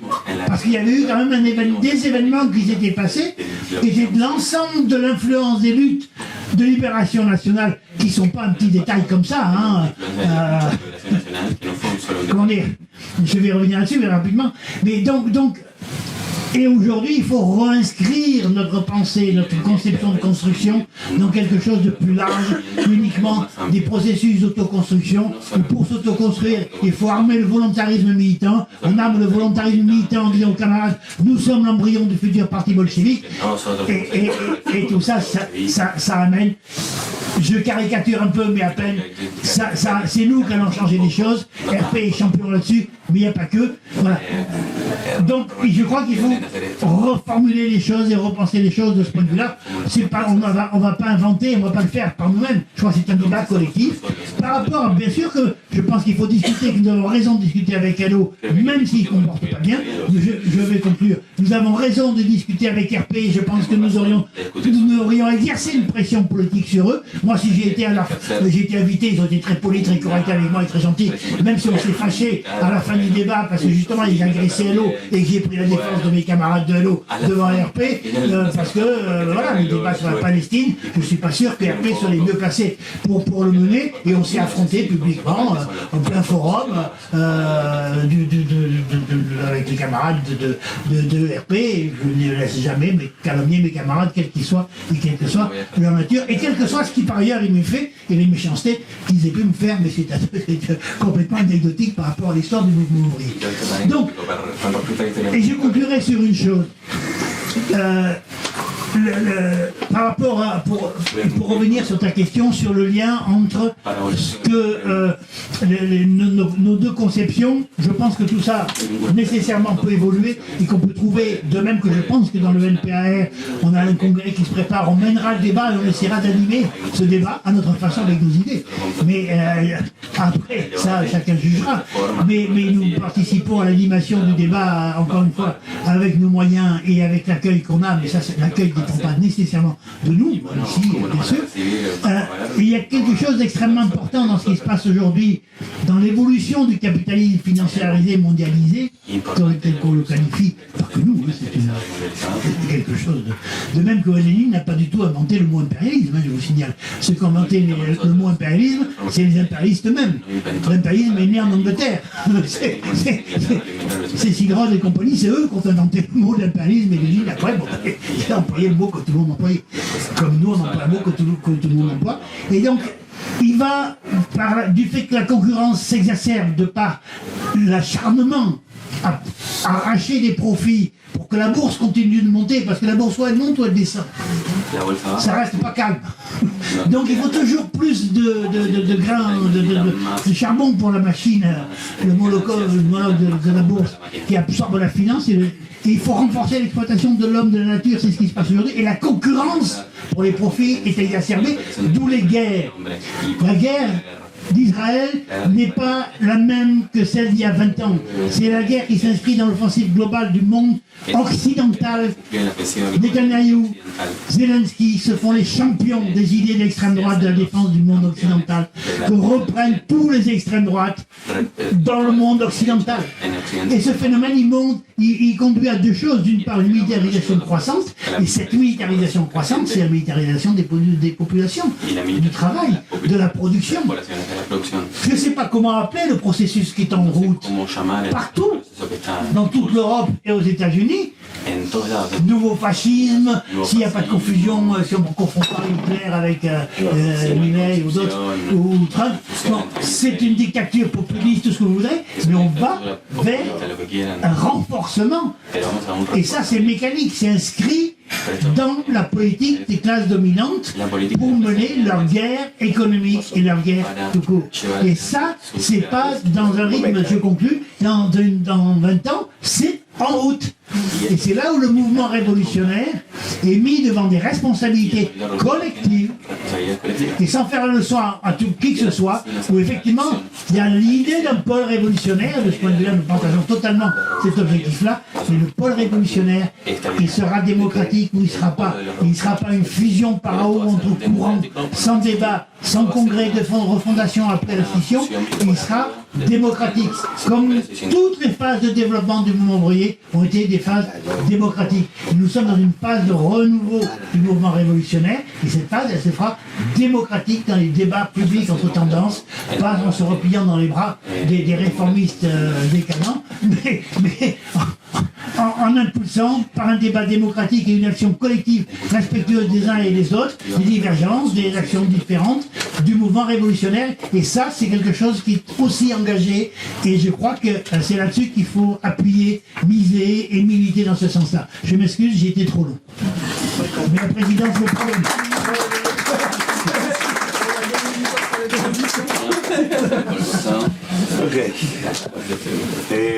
Ok, bueno. Bueno, agradecer la presencia de vuelta de todos los compañeros y el compañero Lemaitre. Je remercie à nouveau la présence de tous et tous, les camarades et la présence de Lemaitre. Voy a tratar de ser ordenado y decir 4 o 5 definiciones. J'ai essayé d'aller avec un ordre et de donner 4 ou 5 définitions. Primero que hay que tratar de discutir el mundo y no solo Francia. La première chose, c'est qu'il faut essayer de discuter le monde et pas seulement la France. La discusión se concentra demasiado en Francia, en la NPA, en los desarrollos de este país, y el mundo es mucho más grande que Francia y necesitamos hacer una discusión que tenga alguna especificidad internacional. La première chose, c'est que le monde est beaucoup plus large, beaucoup plus vaste que la France, que la discussion interne du MPA, et il faut prendre la discussion au niveau global, international, avec une certaine spécificité sur la discussion internationale et pas seulement sur ce qui se passe ici en France. Si circunscribimos la discusión solamente a Francia, hay una serie de aporías que nunca vamos a poder resolver. Si on circonscrit uniquement la discussion sur la France, il y a un certain nombre d'apories qu'on ne pourra pas résoudre. Porque, digamos, como que la discusión internacional no se refiere a ningún país en particular, sino a la totalidad, que es más que la suma de las partes. Parce que la discussion internationale se situe dans un ensemble global qui fait plus que la simple addition de chaque partie. Entonces tiene una serie de características y de desarrollos que son síntesis de múltiples determinaciones comunes. Donc il y a un ensemble des caractéristiques qui nous amènent à des définitions globales. Pero donde lo nacional es refracción de eso internacional que hay que lograr entender. Mais ce qui se passe au niveau national, c'est une réflexion de ce qui se passe au niveau international et c'est ça qu'il faut essayer de comprendre. Lo mismo que la discusión de movimiento revolucionario no se circunscribe la discusión de LPA y Luturier, digamos. De la même façon que la discussion sur les mouvements révolutionnaires ne se circonscrit pas uniquement à la discussion entre ILO et le MPA. Sino que requiere un ámbito, un espacio más universal. Mais ça nécessite une discussion, un cadre de discussion plus global. Y universal. Et universel. Universal es más que global. C'est plus que global. Sí, universal es plus que global. Universel, c'est plus que global. Sí, es diferente. Diferente. Eso es un criterio como metodológico. C'est un critère méthodologique. Cuando usted discute situación mundial, Quand vous discutez de la situation mondiale, usted no discute ni Argentina, ni la Francia, ni Brasil. on ne discute pas l'Argentine, la France ou le Brésil. O sea, discute internacional, situación mundial. On discute international, situation mondiale. Lo mismo para el movimiento revolucionario. La même chose pour le mouvement révolutionnaire. Bueno, dicho esto, me parece a mí que para la comprensión del periodo Cela étant dit, pour la compréhension de la période, es muy importante comprender dos elementos, no solo uno, il est très important de comprendre deux éléments, pas seulement un, y que es lo siguiente. c'est les suivants. Por un lado, en la comprensión de los elementos objetivos, D'un point de vue par rapport à la compréhension des éléments objectifs, ahí Iván preguntaba cuál es mejor la definición, si policrisis o crisis global del capitalismo. Yvan s'est demandé quelle est la meilleure définition, polycrise ou crise globale du capitalisme. Es la même chose C'est la même chose, dependiendo de qué entendemos por cada cosa. en dépendant de ce qu'on comprenne par chacun de ces deux termes-là. Claro, si entendemos crisis global del capitalismo en su verdadera globalidad, Si on comprend crise globale du capitalisme dans sa vraie dimension globale, es economicista discutir solo economía. c'est économiciste seulement discuter sur l'économie. Nos van a quedar afuera todo otro conjunto de problemas que no son estrictamente económicos. Tout un ensemble de définitions vont rester au-delà, à côté. Y que los elementos que no son solamente económicos son los elementos más renovadores, más nuevos. Et les éléments qui ne sont pas seulement les éléments économiques sont les éléments les plus rénovateurs, les plus nouveaux. Por ejemplo, el problema de la relación entre humanidad y naturaleza es un problema más grande que la economía. Par exemple, les problèmes de la relation entre l'humanité et la nature, c'est un problème qui est beaucoup plus vaste que l'économie. Y el problema geopolítico que depende en última instancia de la economía y que tiene que ver con características específicas actualmente, como decía Iván, Et les problèmes géopolitiques qui dépendent en dernière instance de l'économie, mais qui a des éléments spécifiques selon ce qu'Yvan disait, tiene también una especificidad que no depende exactamente del ciclo económico. qui est, ce problème a une spécificité qui ne dépend pas exclusivement du cycle économique. Y por ejemplo, el texto que reivindicamos efectivamente, el texto de Mandel, la economía del tercer periodo, ¿cómo era el nombre? El capitalismo tardío. Et les textes de Mandel, que nous on revendique sur les capitalismes tardifs, tiene todo un conjunto de problemas, por ejemplo, aparte del problema económico, el problema de la militarización de la producción. a tout un ensemble de problèmes, como la militarización de la producción. comme la militarisation de la production, Tiene el problema de la automatización. les problèmes de la automatisation, Pero tiene otros problemas que no están en el libro de Mandel. mais il y a d'autres problèmes qui ne sont pas dans les livres de Mandel. O sea, en el libro de Mandel, la bipolaridad internacional. En el libro de Mandel, la dans les livres- bipolaridad internacional Dans les livres de Mandel, la bipolarité internationale, era con el estalinismo, con países del este europeo, C'était avec les stalinismes, les pays de l'Est européen, con países no capitalistas, avec des pays non capitalistes, y esos países no existen más. et ces pays n'existent plus.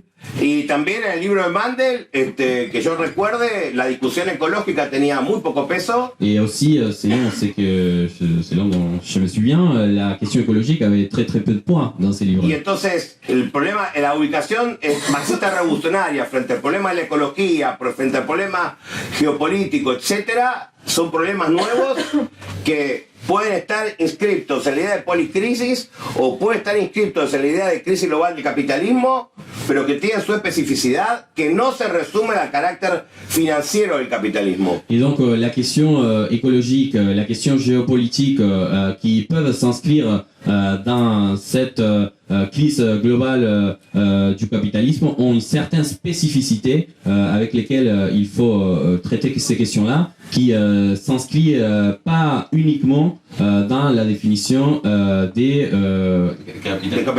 Capitalismo financiero. des capitalismes financiers.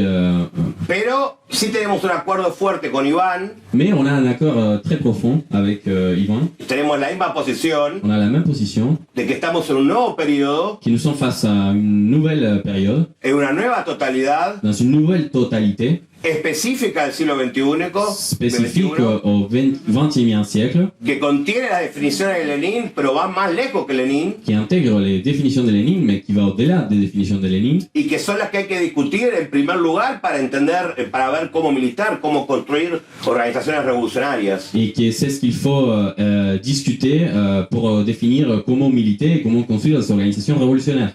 Pero igual hay otro problema que está menos colocado en la intervención del compañero Iván, Mais il y a un autre problème qui est moins pressant dans l'intervention du camarade Yvan, que es el balance del siglo XX. c'est le bilan du XXe siècle.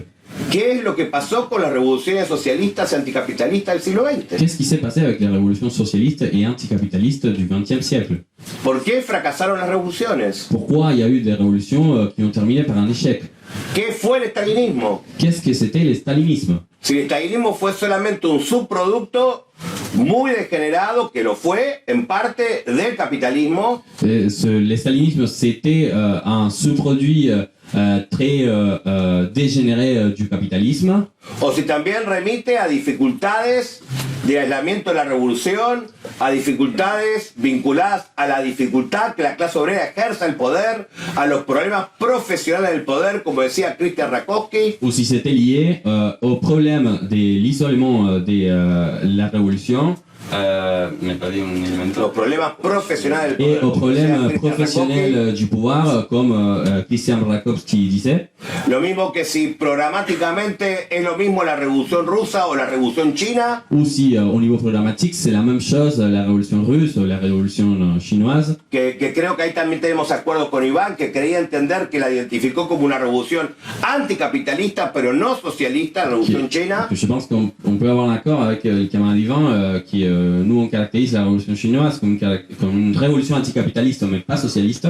Pero que no podemos formar a nuevas generaciones Mais on ne peut pas former les nouvelles générations si no discutimos tanto las características del capitalismo hoy, si on ne discute pas des caractéristiques du capitalisme aujourd'hui, como el balance estratégico, digamos, prospectivo et si on ne discute pas du caractère stratégique pour l'avenir del estalinismo. à partir du bilan du stalinisme. O sea, no podemos barrer bajo la alfombra, Mettre sur le tapis. Merci. no podemos meter On sobre el ne tapis peut pas mettre sur les tapis que la primera experiencia de revoluciones socialistas y anticapitalistas, que son distintas, que les premières expériences de révolution socialiste et de révolution anticapitaliste, que c'est pas la même chose, fracasaron ont échoué. y nos dejan un montón de enseñanzas que sacar. Et ces expériences nous laissent beaucoup d'enseignements, des leçons à tirer. Entonces, tenemos una complejidad del nuevo periodo. Donc nous avons une complexité O de la sea, nouvelle période. coincidimos en el nuevo periodo, pero tiene una complejidad, yo creo, mayor. Nous sommes d'accord sur No solo económica. cette idée de la nouvelle période, mais il y a une complexité énorme qui dépasse uniquement la question économique. Y tenemos un recomienzo en la experiencia histórica de los explotados y oprimidos, Et on a un recommencement, un nouveau départ de l'expérience des exploités et des opprimés. que es un recomienzo porque justamente tiene que ver con que hubo una ruptura en la experiencia de la clase trabajadora mundial por el estalinismo. Et que c'est un recommencement parce qu'il y a une rupture de l'expérience de la classe ouvrière internationale provoquée par le stalinisme. Y que hay un tesoro de experiencias en el siglo XX que requieren sacar conclusiones prospectivas, estratégicas para las nuevas revoluciones del porvenir. Et qu'il y a un trésor d'expérience du XXe siècle qui mérite notre étude pour la préparation des révolutions à venir.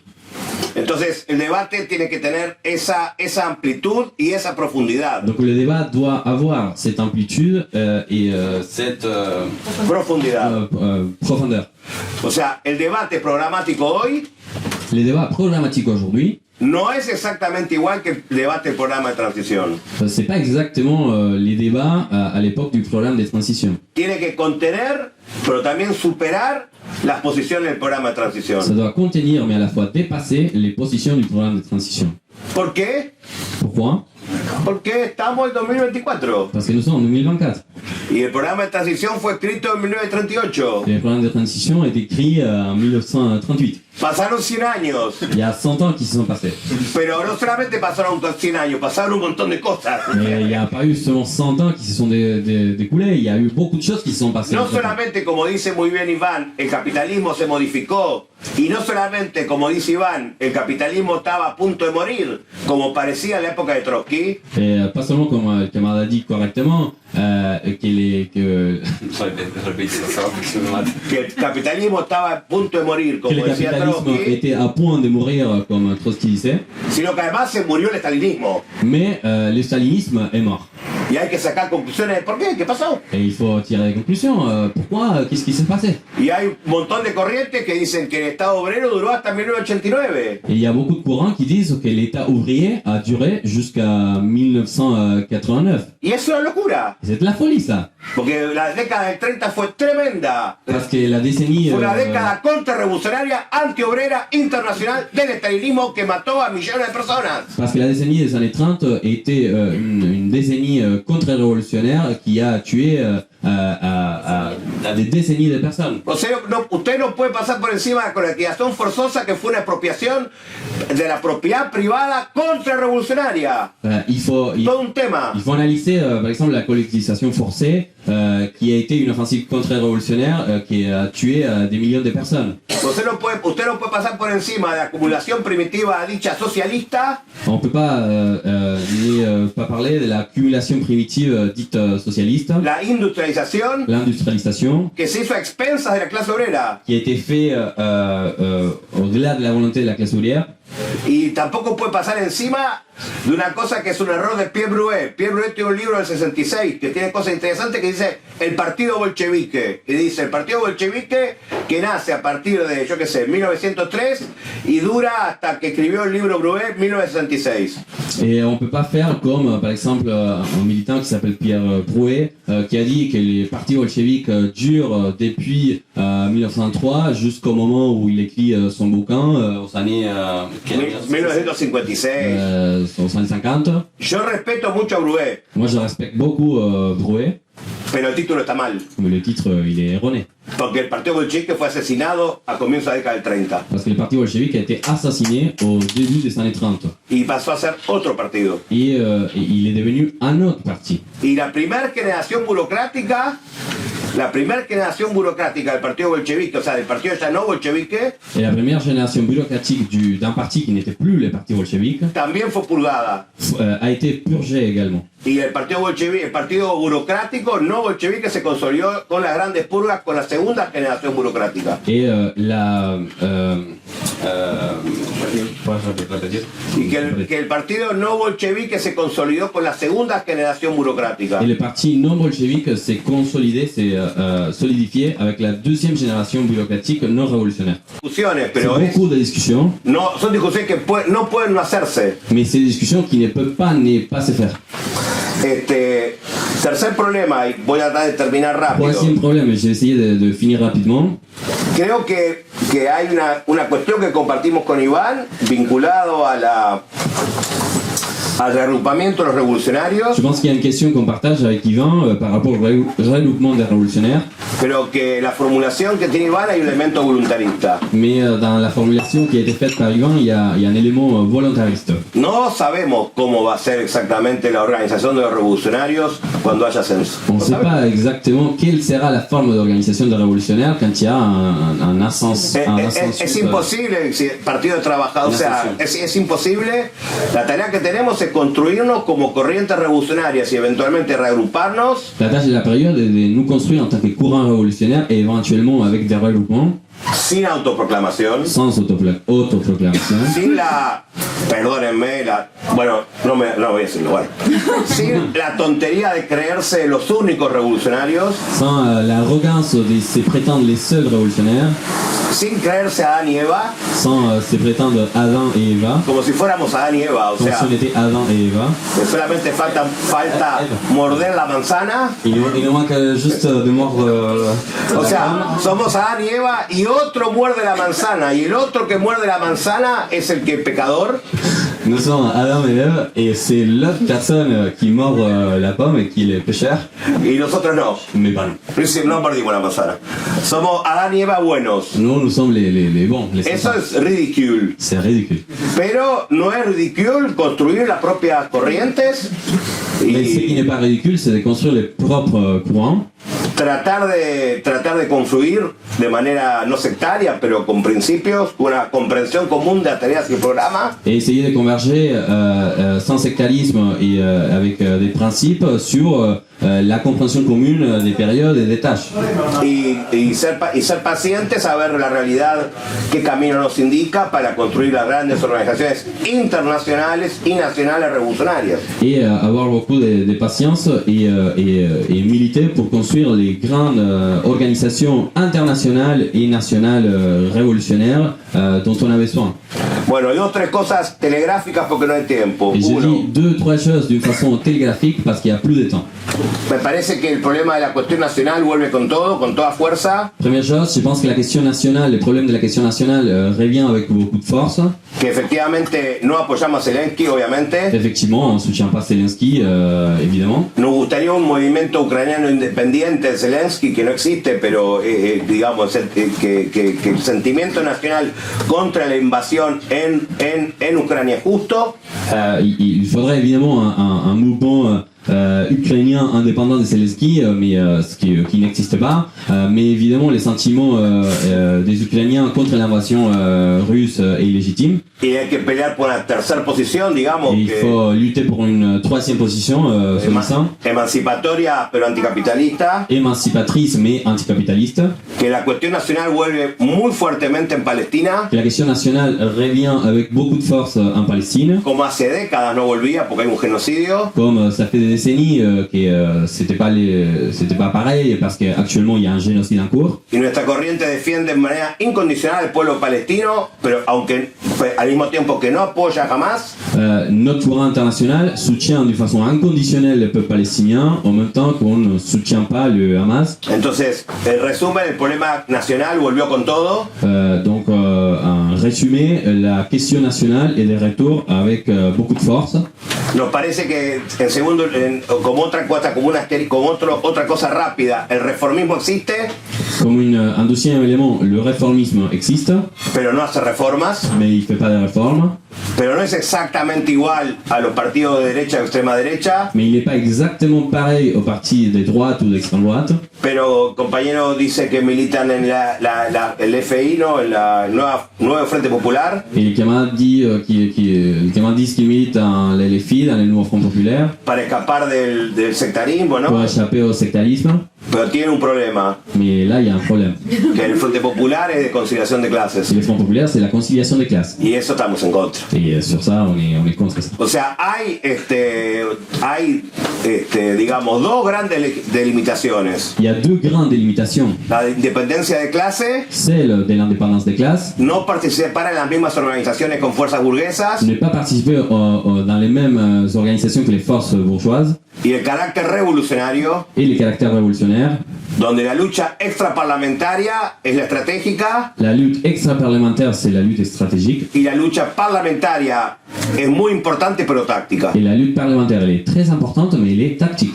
Y hay un tercer criterio para nuestra corriente muy importante, Et du point de vue de notre courant, il y a un troisième critère qui est très important. que nosotros confiamos en la autoemancipación de la clase trabajadora, los explotados y oprimidos en su totalidad, incluyendo el movimiento mujeres, etcétera, etcétera, etcétera, movimiento gay, etcétera. Nous avons beaucoup de confiance dans notre courant, dans l'auto-organisation et l'auto-émancipation de notre classe et dans les mouvements comme celui du mouvement des femmes, LGBT, etc.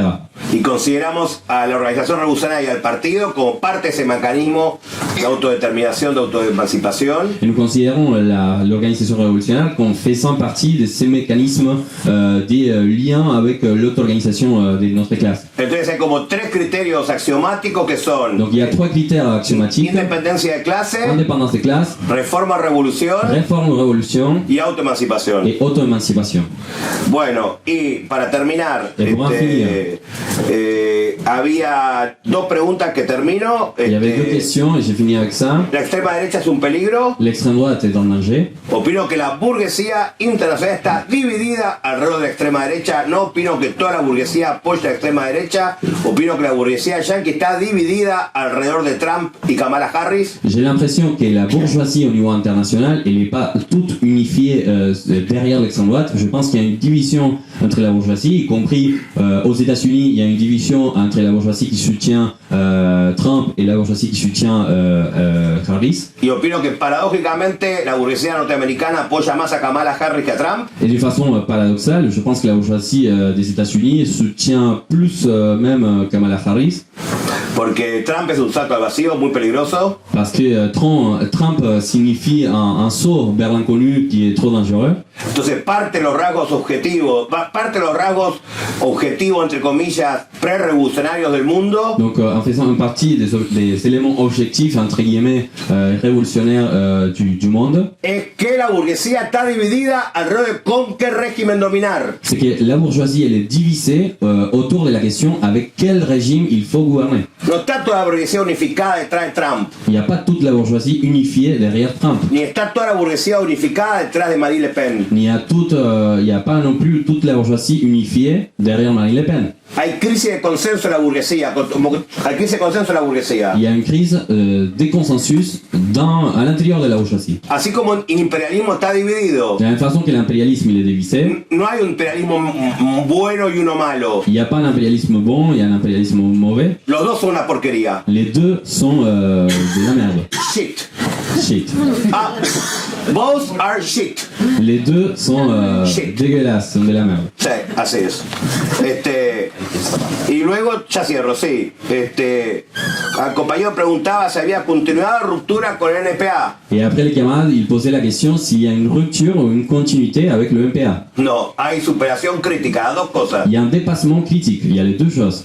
Claro, hay una superación crítica. Il y a une supération Como avec un decía que dépassement critique. hay Comme fait elementos de Delis. la experiencia de NPA que eran correctos pero fallaron. Il y a des éléments de l'expérience du MPA qui étaient corrects mais qui ont échoué. O sea, no tienes que ir de un partido amplio a una secta. Il ne faut pas passer d'un parti large vers une secte.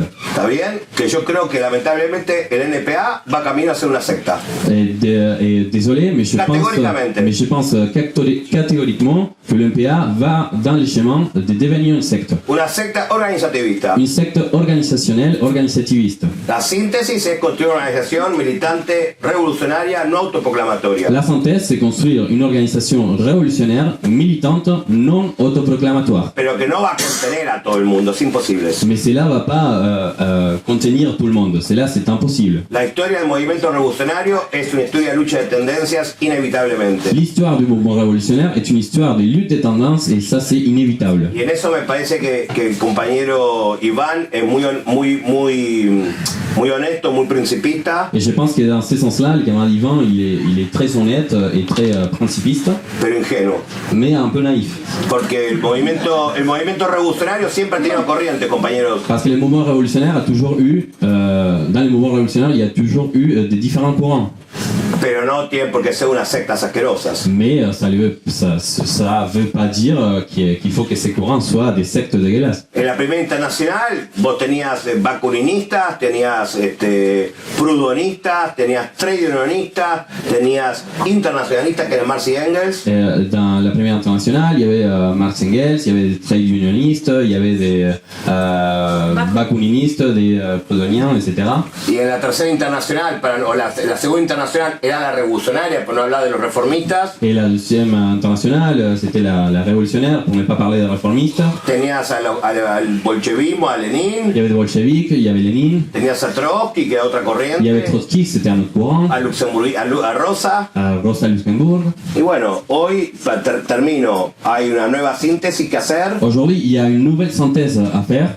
De alguna manera también capitalizando la elaboración crítica de muchos marxistas que han sido parte de corrientes y otros que no han sido parte de corrientes. Il y a une nouvelle synthèse à faire en prenant en compte l'expérience et l'élaboration des révolutionnaires qui ont fait partie des courants et de ceux qui n'ont pas fait partie des courants d'années passées. Hoy vos necesitas a Mandel, Aujourd'hui, on a besoin de Mandel, pero también a Pierre Naville. mais on a besoin également de Pierre Naville. Vos necesitas a Hal Draper, que era antipartido, On a besoin de Hal Draper, que era antipartido, qui était anti-parti. y también a Nahuel Moreno, que era esquemático. Et aussi, on a besoin de Nahuel Moreno, même s'il était schématique. Vos necesitas a Tony Cliff, On a besoin de Tony Cliff, pero también a Roland Leu. mais aussi à O Roland sea, necesitamos pensar con nuestra cabeza. Leu. Il faut qu'on réfléchisse avec nos têtes. Y para reflexionar con nuestro TED necesitamos un poco la ayuda, Et pour réfléchir avec notre propre tête, on a un peu besoin de l'aide. además de Trotsky, Lenin, Rosa, Gramsci, Rakoczy, Au-delà des Trotsky, Lénine, Rosa, Marx, Non, Marx non, Lenin, pas Marx, et Rakoczy, a Marx y Engels. à Marx et Engels. Eso, hasta ahí. Gracias.